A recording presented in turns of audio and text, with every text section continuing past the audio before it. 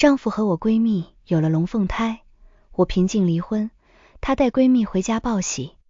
婆婆却愣住了，她没告诉你吗？结婚5周年纪念日那天，我推开陆修远办公室的门，原本是想给他一个惊喜，并没有惊喜，只有惊吓。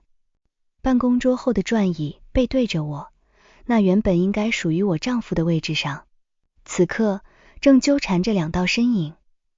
林静书的惊呼声在安静的办公室里显得格外刺耳。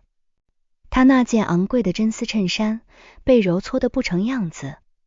陆修远回过头，他那张平日里儒雅稳重的脸，此刻涨成了猪肝色，慌乱中甚至撞翻了桌上的咖啡杯，深褐色的液体溅了一地，顺着桌角滴答滴答落下，像极了某种倒计时之意。你怎么来了？陆修远声音发颤，他甚至没顾得上把林静书从身上推开，只是下意识地护住了林静书的肚子，那个动作比他现在的狼狈更刺眼。我站在门口，手里的礼品袋子勒得掌心生疼，却感觉不到一丝痛感，只有一种荒诞的平静。林静书从他身后探出头，那张被我视作亲姐妹的脸上闪过一丝慌乱，转而竟又变成了某种带着挑衅的从容之意。你别误会。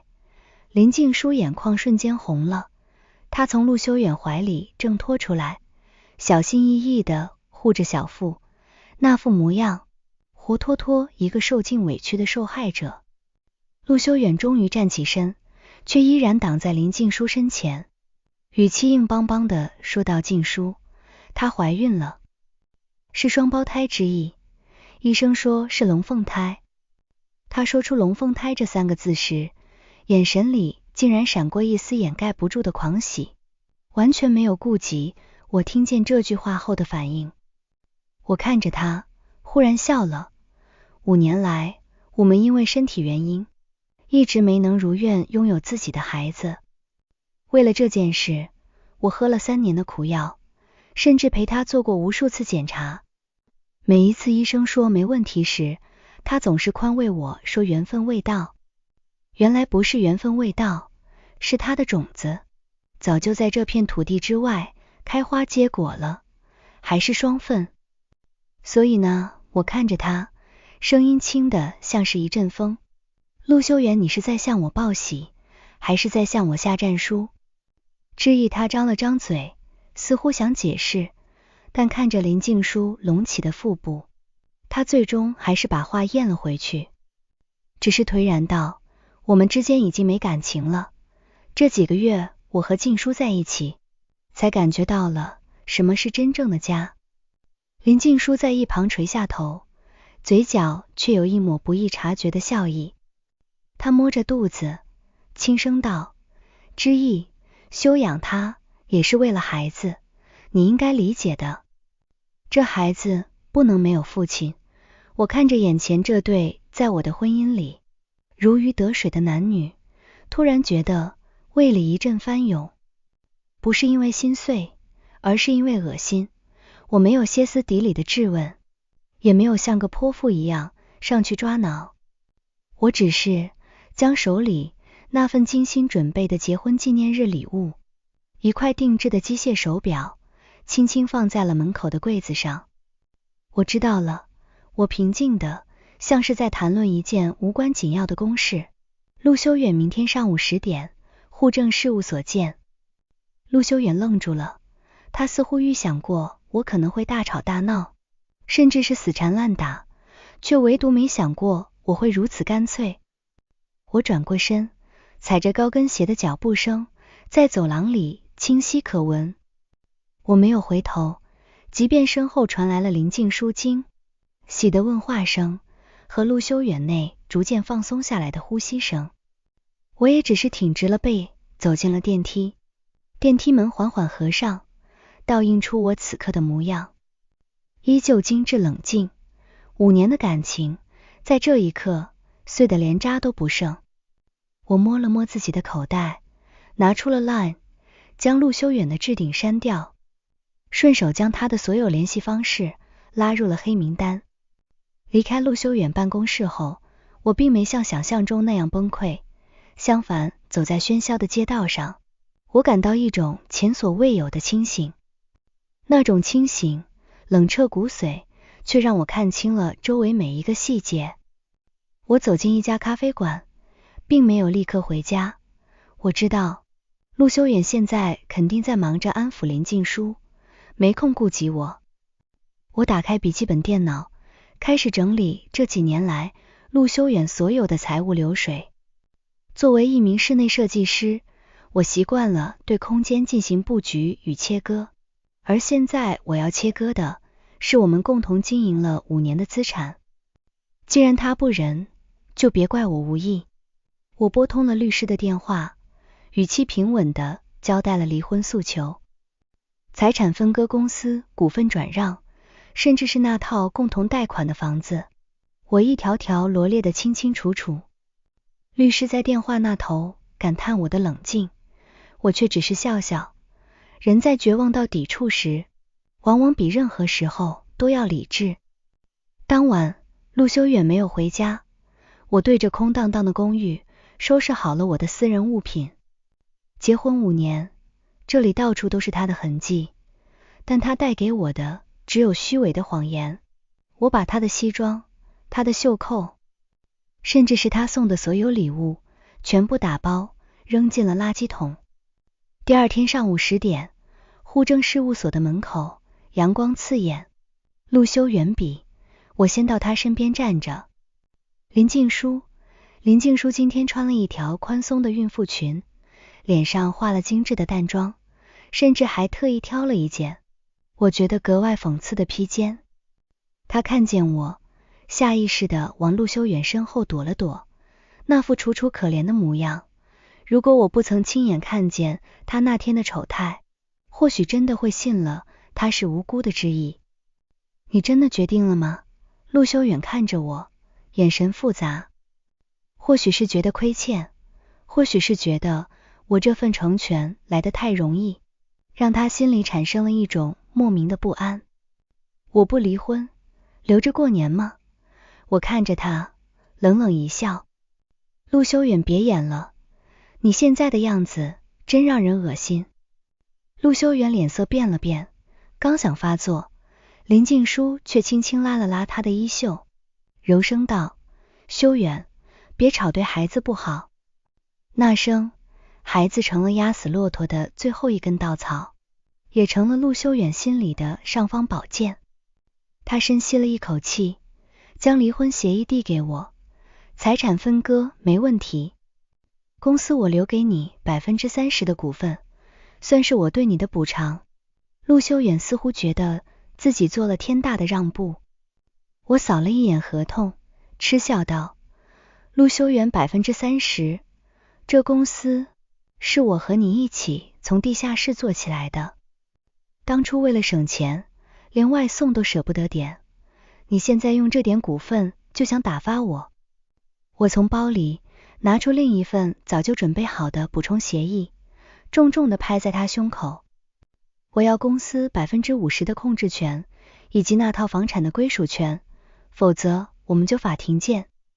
我不介意让全城的人都知道，陆氏集团的执行总裁还没离婚，就让闺蜜怀了龙凤胎，这新闻想必媒体很感兴趣。陆修远的脸色瞬间变得惨白，他太看重名声了，尤其是他那个古板到极致的母亲。如果知道他在外面搞出这么大动静，一定会把他从董事长的位置上踢下来。他咬着牙，死死地盯着我，最终还是妥协了。好，我答应你，办理手续的过程快得离奇，签字盖章、取证。当我拿到那张绿色的离婚证时，那种踏实感让他感到前所未有的安宁。走出户政事务所，林静书一脸兴奋地凑上来，似乎想说些什么，我没理他，径直走向计程车。在关门的那一刻，我转过头，看着依旧站在那里的两人，嘴角勾起一抹冰冷的笑意。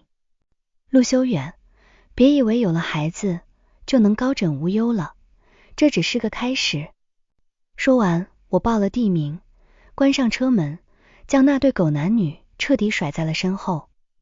车窗外城市的风景飞速后退，我的手机简讯提示音响起，是一条来自陌生号码的留言。沈小姐，你要的信息我已经收集到了。我回复了2个字，继续林静书。既然你这么想要这个家，那我就成全你。不过你得先掂量一下，这东西你到底接不接得住？那对龙凤胎真的就那么稳吗？在这个城市里，有些秘密一旦开了口，就会像决堤的洪水一样，无法挽回。陆修远以为他在掌控全局，却不知我已经为他铺好了一条通往深渊的路。而林静书，他以为他赢走了我的一切，却不知道他赢走的仅仅是一场注定破灭的幻影。坐在后座，我闭上眼睛深呼吸，空气中虽然还有消毒水的味道，但我已经感受到了自由的芬芳。陆修远带着林静书回陆家那天，特意选在了周末，他显然是经过深思熟虑的，想用这2个尚未出世的生命给家里那尊大佛，我的前婆婆周雅琴，一个措手不及，好让她不得不接受这个既定事实。我知道他们今天要去，但我没去凑热闹，只是坐在距离陆家别墅不远的一家茶楼里，盯着 LINE 上侦探发来的实时进度。车子停在院子里，陆修远极其殷勤地扶着林静书下了车。林静书穿了一件宽松的孕妇裙，手里拎着名贵的补品，那一脸温顺的模样，若不是我亲眼见过她在我面前私下伪装的狰狞，恐怕也会被她骗过去。别墅的大门打开，周雅琴穿着一身素雅的旗袍，带着那串祖传的翡翠珠子站在门口。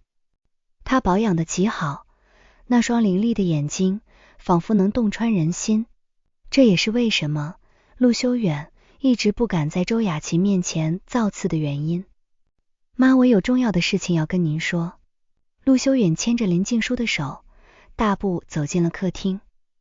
周雅琴扫了一眼林静书的肚子，眼神平静的没有一丝波澜。她坐在主位的红木椅上，轻抿了一口茶，才慢悠悠的开口：修远之意呢？怎么没跟你一起来？陆修远深吸了一口气，挺直了腰板，仿佛在宣告一件让他引以为傲的事情。妈，我跟之意已经办了手续离了，这是静书，她怀了我的孩子，而且是龙凤胎。他说完，林静书立刻上前一步，乖巧地叫了一声伯母，随即羞涩地低下了头，活脱脱一个等待认可的准儿媳。空气在这一刻凝固了，陆修远一脸期待地看着母亲，等着她点头或者露出欣喜的表情。然而周雅琴只是放下了手中的茶盏，那瓷杯撞击茶托的声音在寂静的客厅里显得格外清脆，却也冷得刺骨。你说她怀的是你的孩子，还是龙凤胎？周雅琴抬眼看向林静书，那目光如钩子一般挂在林静书的脸上。是的。林静书的声音有些发颤，但在陆修远的鼓励眼神下，他还是硬着头皮点了点头。周雅琴突然笑了，那是一种带着嘲弄的笑，让陆修远心里没来由的发慌。修远啊，你是不是觉得妈老了，连这种陈年旧事都不记得了？周雅琴站起身，慢慢走到林静书面前，她没有像陆修远预想的那样愤怒责骂，反而伸出手轻轻拍了拍林静书的手背，那动作亲密，却让林静书浑身发抖。妈，您这是什么意思？陆修远皱起眉头，护在林静书身前。周雅琴冷哼一声，眼中的寒意更甚。什么意思？你问问这位好姑娘，半年前她是不是在国外的私人医院做过一次深度手术，那次手术的记录，我这刚好有一份。林静书的脸色瞬间惨白，像是见了鬼一样，往后退了2步，险些站立不稳。妈，您在胡说什么？静书她……陆修远急了，他没告诉你吗？周雅琴打断了陆修远的话，语气轻飘飘的，却如雷贯耳。林静书，你那所谓的龙凤胎，不过是借用了辅助生殖技术的产物，而且那受精卵根本就不是你的，你是重金买来的妻儿。受精卵想用这种手段混入我，陆家客厅里一片死寂。我坐在茶楼里，看着直播回传的画面，心中毫无波澜，甚至想笑。当初我发现林静书怀孕后，就一直觉得奇怪。她跟我私交多年，我知道她在那次意外中受过伤，根本不可能自然受孕。于是我花钱让人查了她的底细，果然查到了她在国外的医疗记录，以及她试图通过非法中介换种的操作证据。我把这些证据在3天前匿名发送到了周雅琴的私人邮箱里。周雅琴是什么人？她是那种把家族血统看得比命还重的女人，怎么可能容忍一个背景不净，甚至是用这种手段欺骗她儿子的女人？进门静书，是真的吗？陆修远颤抖着转头看着身边的林静书。林静书此时已经抖如筛糠，她原本精致的妆容瞬间花了，泪水混杂着脂粉，在脸上画出难看的痕迹。她想要辩解，张了张嘴，却什么声音也发不出来。陆修远，你长了脑子吗？周雅琴指着门口，厉声喝道，带上这个女人滚！在事情查清楚之前，我陆家的大门，你休想再踏进一步。陆修远狼狈不堪，他看着一脸惊恐的林静书，又看着盛怒的母亲，整个人陷入了巨大的混乱。他本以为带回的是筹码，没曾想却带回了一颗随时会炸毁他前途的炸弹。这一幕真好看，我关掉屏幕，放下茶盏，起身离开了茶楼。街道上人来人往，阳光正好，我看着天空，深深地吸了一口充满新鲜感的空气。我没有继续关注陆家那边的闹剧，因为我知道周雅琴既然已经撕开了那层窗户纸，林静书就绝对没有再留下的余地。陆家老宅的安保系统是我一手升级的，周雅琴动起怒来，会让陆修远连解释的机会都没有。我把笔记本电脑收进包里，走出了茶楼。午后的阳光显得有些刺眼，我伸手挡了挡，内心涌起一阵从未有过的宁静。这5年，我为了维持一个所谓的体面家庭，小心翼翼地周旋于公司业务与陆家那错综复杂的人际关系之间。那时候的我，连点一份外送都要考虑陆修远胃不好，连买一件衣服都要询问婆婆的喜好。如今想来，真是卑微到了尘埃里。我的手机震动了一下，是公司法务发来的简讯，确认了股份转让的初步审核进度。陆修远为了尽快摆脱我，并没有在股份比例上设置太大的障碍。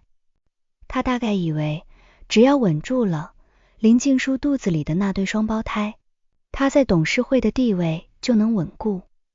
他太天真了，他以为豪门争产只需要一个孩子作为借口，却忘记了在这个圈子里，最不值钱的就是没有血缘关系的筹码。我拨通了早已联系好的私人调查员的电话，声音冷静如水。之前让你关注的陆修远那几个海外项目进展如何？沈小姐，正如您所料，那几个项目的资金链存在极大的漏洞。陆总，为了筹集林静书那笔巨额的手术与购买受精卵的费用，挪用了公司的部分专项资金，而且为了掩盖漏洞，他在账目上做了不少手脚。对方的声音带着几分笃定。我冷笑一声，轻轻转动着指尖的戒指。那是我们结婚时，陆修远亲手为我戴上的。现在看来，这不仅是一枚婚戒，更像是一枚廉价的讽刺勋章。我将戒指从手指上退下来，随手丢进了路边的垃圾桶，把所有的证据备份，直接发给陆氏集团的监事会。我顿了顿，补充道，另外，林静说那个私人医生在国外的住址，也一并整理好，发给相关的医疗监管部门。既然要玩，那就玩得彻底一点。此时的陆修远，恐怕正处于人生中最黑暗的时刻。他带着林静书被赶出家门，两人蜷缩在那个曾经为了约会而买的公寓里。林静书的谎言被拆穿后，他的真面目也开始暴露出来。他不是什么柔弱的解语花，他是一个为了目的不择手段的赌徒。在那个公寓里，两人必然会发生争吵，因为当利益这个纽带断裂后，剩下的只会是满地的鸡毛。林静书想要的是陆家的阔太太位置，而陆修远现在面临的是母亲的驱逐和公司内部的审计。我走进一家高档百货，选了一套干练的职业西装，换好衣服，站在镜子前时，我看着镜子里那个眼神坚定、面色沉静的自己，甚至有些感谢林静书。如果不是他的出现，我或许还要在那种虚伪的泥潭里陷上10年、20年之意。恭喜你，重获新生，我在心里对自己说道。傍晚时分，陆修远给我打了电话，他的声音里透着显而易见的疲惫和慌乱，没有了往日的意气风发之意。妈，他太冲动了，他误会了，静书这中间肯定有什么误解，他还在试图通过我挽回局面。他的语气竟然带着一丝从未有过的低声下气。你能不能帮我解释一下？妈一直很听你的话。只要你说。陆修远，我打断了他，语气冷若冰霜。我们已经离婚了，我和陆家没有任何关系，你带着你的真爱和你的孩子，好自为之，别再来烦我之意。现在公司监事会正在调查我，是不是你干的？他终于意识到不对劲了，语气瞬间变得暴躁起来。你为什么要这么倔？我们夫妻一场，你非要毁了我才甘心吗？毁了你的从来不是我，而是你的贪婪和愚蠢，我平静地说道。陆修远，当你选择和林静书背着我搞出这些龌龊事的时候，你就应该想到会有今天。至于公司的事情，那是你违规在先，我只是在履行一个股东的合法权利，维护公司的利益而已。电话那头，林静书似乎还在尖叫，声音刺耳得很。陆修远显得有些手忙脚乱，不断地安抚着那边。那种落魄与焦头烂额，与我此刻的清闲形成了鲜明对比。我直接挂断了电话，将他的号码彻底移出了黑名单，又重新拉黑。在这个巨大的利益斗争中，没有谁是绝对的胜者。林静书那虚假的龙凤胎梦，随着周雅琴的介入，已经彻底破产。而陆修远，他那所谓的事业，也将因为他的私欲而彻底崩塌。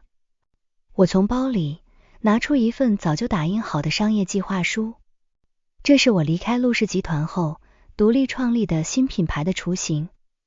在婚姻里的那几年，我并没有荒废自己。那些在室内设计与项目策划中磨练出的敏锐，现在成为了我最强大的武器。我走进了一家高档餐厅，点了一份昂贵的牛排，给自己倒了一杯红酒。我举起酒杯，轻轻对着落地窗外的夜色碰了碰。生活才刚刚开始。陆修远，林静书，你们留给我的那些痛苦，我会一点一点全部还给你们。这不仅是一场关于情感的博弈，更是一场关于尊严与生存的硬仗。我知道接下来的路会很难，陆修远不会束手就擒，林静书也不会轻易罢休，但那又如何？我已经不再是那个需要依附于男人的沈志毅了。我放下酒杯，眼神中闪烁着前所未有的光芒。窗外的城市灯火通明，而我将是这万千灯火中最独特的一点。陆氏集团的内部审计结果比预想中来得更快。监事会不仅查出了陆修远挪用公款的证据，还顺藤摸瓜地扒出了他为了给林静书购买高额保险和虚假受精卵植入手术而进行的数笔商业贿赂。我坐在新租的办公室里，通过 LINE 实时看着业内新闻的推送。陆氏集团总部大楼被警察突击搜查的图片铺天盖地。曾经风光无限的陆修远，如今成了财经版面上的反面典型。林静书的日子也没好过到哪去，没了陆修远那层保护伞，他之前的那些烂账全部被翻了出来。那些曾经被他欺骗过、利用过的各路资本，此刻都像是闻到了血腥味的鲨鱼，一拥而上。他那所谓的龙凤胎，最终被证实，不过是一场披着科技外衣的非法代孕闹剧。那个所谓的私人医生在国外被捕，供出了林静书长期支付高额非法报酬的细节。这一系列的反击，我并没有亲自动手，我只是将导火索点燃，剩下的全是他们咎由自取。就在这时，办公室的门被猛地推开，陆修远闯了进来。他穿着一件皱巴巴的西装，眼下浓重的青黑让他看起来老了10岁。他没了往日那种高高在上的贵气，反而透着一种被逼到绝境的戾气。沈志毅，你满意了？他冲到我的办公桌前，双手撑着桌面，身体因为愤怒而微微颤抖。你居然把那些资料全给了监事会，那是我们要一起经营的公司，你这是在毁掉你自己的心血。我放下手中的钢笔，抬头平静地看着他，陆修远眼底的血丝与他那张写满惊慌的脸，让他看起来像个彻头彻尾的失败者。心血，我嗤笑一声，陆修远，在你为了林静书挪用公司资金的时候，你还记得那是我们的心血吗？在你为了保住那个假货不惜牺牲公司声誉的时候，你有想过那是我们一起经营的吗？他哑口无言，只是恶狠狠地瞪着我，仿佛想用眼神将我撕碎。你现在来找我，不是为了什么公司心血，而是因为你走投无路了，对吗？我站起身，优雅地理了理衣领。林静书呢？她不是你的真爱吗？怎么现在她不缠着你了？提到林静书，陆修远脸上的表情瞬间扭曲。那个贱人，他咬牙切齿，他根本就不是真心爱我，他想要的只是钱，是陆家的地位。现在陆家要完了，他连夜卷走了我账户里最后的流动资金，跑了。我轻笑一声，这个结局早在意料之中。林静书那样的人，利益至上，当陆修远不再具备价值时，他跑得比谁都快。那正好，我走到落地窗前，看着外面忙碌的城市。陆修远，你今天来找我，是想求我什么？求我帮你填补亏空，还是求我帮你去警察那里求情？我是你丈夫，就算离了婚，我们之间也你不是。我冷声打断他，我是沈志毅，是一个和你没有任何法律关系的自由人陆修远。我曾经给过你机会，在周年纪念日那天，如果你没有在那间办公室里那样羞辱我，或许我还会考虑给你留条后路。但你没有，你选择了欺骗，选择了背叛，选择了将我的尊严踩在脚下。现在你所遭遇的一切，都是你自己种下的恶果。陆修远颓然坐倒在沙发上，双手抱头。他终于意识到，那个曾经温柔懂事，只会默默支持他的沈之意，已经彻底死去了。取而代之的是一个清醒且冷酷的对手。我没有再理会他，直接拨通了内线电话，保安把这位私闯办公室的先生请出去，如果他不走，就直接报警。陆修远在被保安拖走时，那双眼睛死死地盯着我，里面闪烁着疯狂与绝望。他大喊着，我是一个狠毒的女人。我站在窗前，纹丝不动。当办公室重新恢复安静后，我感觉到了一种从未有过的轻松。窗外夕阳如血，将城市渲染出一片苍凉的辉煌。我知道，陆修远的余生将在各种法律官司与债务清算中度过，而林静书那样的女人，失去了所有的靠山，等待她的将是法律的严惩与世人的唾弃。我的办公桌上放着刚刚收到的行业邀请函，那是我自己努力赢来的，与任何人无关，也绝不会因为任何人的倒下而受损。我拿出一支笔，在邀请函上签下了自己的名字。那一刻，我觉得自己的人生才刚刚开始，之前的5年不过是漫长的铺垫。现在戏台终于清空，我可以主演属于我自己的剧目了。门外传来了敲门声，是我的助理沈总。关于新项目的启动方案已经准备好了，这是相关部门发来的审核意见。我接过文件，细细看了起来。不再是家庭琐事，不再是婆媳纠纷，不再是那种令人作呕的婚外情，而是真正的商业蓝图，是属于我沈之意的未来。我抬起头，对助理笑了笑。准备好了吗？我们要开始一场真正意义上的竞争了。在这个残酷的商业世界里，唯有保持清醒，唯有掌握力量，才能立于不败之地。陆修远以为他掌握了婚姻，其实他什么都不懂。真正的赢家，从不依附于任何人，也不被任何情感所绑架。天色渐暗，办公室里的灯光次第亮起。我看着玻璃窗里倒映出的自己，那是如此自信，如此坚定。这场关于反击的游戏，我玩得很好，也玩得彻底。距离那场闹剧结束，已经过去了整整1年。这期间发生了很多事。陆修远因为涉及严重的挪用公款和商业贿赂，被判处了5年有期徒刑。而林静书，那个曾经野心勃勃，想要借度上位，最终却因为诈骗与非法代孕罪名被捕的女人，也在看守所里度过了她最狼狈的一段日子，最后被驱逐出境。至于周雅琴，那个曾经高高在上，以为能掌控一切的女人，在陆修远入狱后，不仅失去了心爱的儿子，连陆家的宅邸也因为债务被抵押。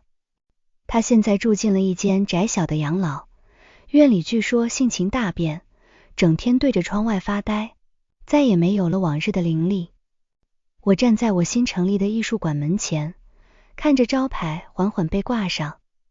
招牌是简洁有力的黑金色，没有任何繁杂的装饰，正如我现在的生活，纯粹且充满了力量。我邀请了许多在艺术界有头有脸的朋友，剪彩仪式简单而隆重。站在台上，我穿着那套去年在百货商场买的职业西装，虽然剪裁已经不再是当季最新款，但穿在我身上依然有一种岁月沉淀后的优雅。我的目光扫过人群，没有陆修远的身影，也没有任何与过去相关的人。这一刻，我感到前所未有的自由。剪彩仪式结束后，我回到了馆内的办公室，桌上放着一份来自国外的快递，是关于那场导致林静书入狱的医疗调查的最终结案报告。我将其放入了碎纸机，看着纸张被切割成细碎的条纹，彻底掩盖了那些曾经让人作呕的丑闻。在这个过程里，我的手机响了，是 Line 的提示音，是一个新项目合作方的消息。我们正在筹备一场名为破局的当代艺术展，主题正是关于女性如何在婚姻与事业的泥潭中重生。很多与我境遇相似的女性都投来了她们的作品与故事，每一封邮件，每一个故事都在提醒着我，曾经的我并不孤单，而现在的我也不仅仅是在为自己而活。我打开电脑，写下了我这一年的总结。婚姻不是女性的避风港，它甚至可能是一场精心设计的陷阱。当你发现自己身处其中，不要哭，不要闹，更不要卑微的祈求因为对方在欺骗你的时候，就已经做好了随时抛弃你的准备。你要做的是冷静，是收集证据，是学会保护自己的利益。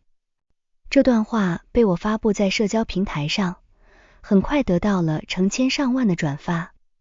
评论区里有许多女性分享了自己的经历，她们有的正在遭遇背叛，有的刚刚走出婚姻的阴影。我一一回复，用我这一年的经验告诉她们，只要你足够清醒，结局永远掌握在自己手中。深夜，我处理完最后一份公文，独自驱车行驶在城市的跨海大桥上，路灯将我的影子拉得长长的，透过车窗，我看到了海面上倒映的霓虹灯火。这5年来，我曾无数次在这条路上行驶，为了陆修远的应酬，为了婆婆的叮嘱，为了那些我以为属于我的完美家庭。而现在，我第一次为自己开车，为了去赴一个属于我自己的约会。那是明早，一场极其重要的行业交流会，将决定我公司下一个阶段的战略布局。我打开了车里的音响，音乐声舒缓而优雅，空气中弥漫着淡淡的海风气息，不再有压抑的消毒水味，不再有伪装出来的笑容。我忽然想起陆修远在被带走前曾问过我一个问题，沈之意，你难道真的对我一点感情都没有了吗？那时的我没有回答他，现在如果他还能问我，我会告诉他，爱过，所以才会受伤。但正因为伤得够深，我才学会了什么叫爱自己。而对他那种自私自利的男人，所谓的爱不过是婚姻枷锁上的装饰品。车子平稳地穿过大桥，向着光明的前方开去。这一年的经历让我明白了一个道理，人生的主场永远是由自己构建的。外界的评价，他人的背叛，世俗的期待，在真正的自我面前都显得那么苍白无力。回到公寓，我站在落地窗前，看着整个城市在脚下沉睡。这间公寓是我搬离陆家后自己买的，不大，但每一处布局都是我亲手设计的。这里没有陆修远的痕迹，也没有婆婆的规矩，只有我喜欢的简约风格和那几盆我精心打理的绿植。我走到酒柜前，给自己倒了一杯红酒，坐在窗边慢慢品味。杯中的酒液在灯光下泛着红宝石般的光泽。我想起了1年前，我在那个茶楼里匿名将证据发给周雅琴时的忐忑，想起我在户政事务所拿到离婚证时的释然，想起我在面对陆修远的威胁时那颗跳动的异常平静的心。那时的我是抱着一种同归于尽的决绝走出来的，可现在看来，那不是同归于尽，那是置之死地而后生。生活是一条河流，我们都会遇到暗礁，会遇到急流，会遇到那些试图将我们淹没的漩涡。但只要保持航向，只要坚持自我，这条河流终究会汇入大海。我的手机再次震动，是明天的行程提醒。每一个日程都与我自己的梦想有关。我闭上眼睛，沉沉的睡去。在这个没有谎言，没有背叛，只有属于我的未来世界里，我感到前所未有的安稳。这场漫长的家庭伦理博弈终于画上了完美的句号。我沈志毅彻底赢得了这场关于自我的战争。